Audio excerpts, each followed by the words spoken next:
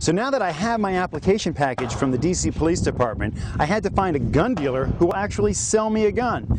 It wasn't so easy. Most of the places I called in Maryland and Virginia refused to sell district residents guns because the logistics aren't completely worked out yet. Nobody's truly sure of what the procedures are that are set up, right?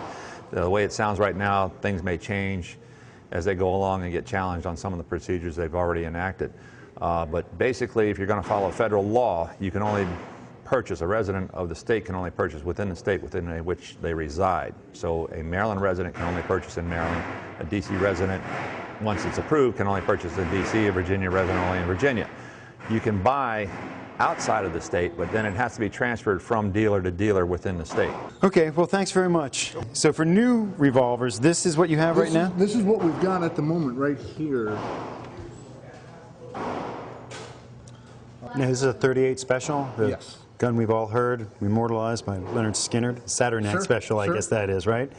Okay. Well, let's take the Smith & Wesson. Let's take that one. All right. Okay.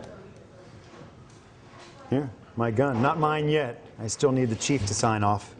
And then this is for you. Okay. And then I have to sign here and you have to sign there. That's great. Let's get it going. This first form was obviously multiple copies. This is the official form that the police department will review. He has filled out exactly what type of weapon that I'm buying. The police department will then determine if that weapon qualifies under DC law to be owned. It is a revolver. It should qualify.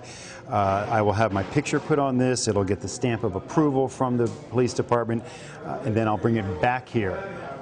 And for them to ship the gun to the dealer in DC.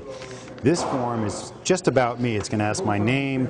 It's going to have a series of 9 different questions for me to answer, and then my signature. I'll walk you through those questions. Have I ever been convicted of a crime of violence? No. Are you under indictment for a crime of violence? No. Have you ever been convicted in the past 5 years for narcotics? No. Have you been acquitted of any criminal charge by reason of insanity? No. Have you been voluntarily or involuntarily committed to a mental institution in the past 5 years? No.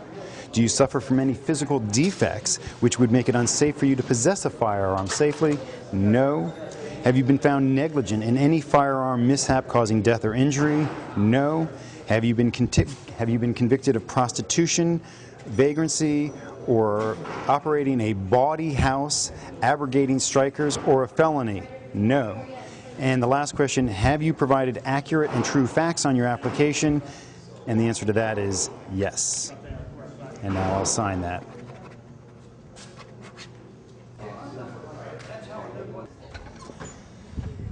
So that didn't take long. I have my paperwork filled out by a registered firearms dealer in Maryland with the type of weapon and my information.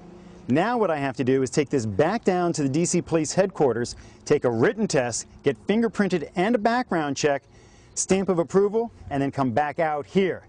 But even then, I won't be able to leave with my gun.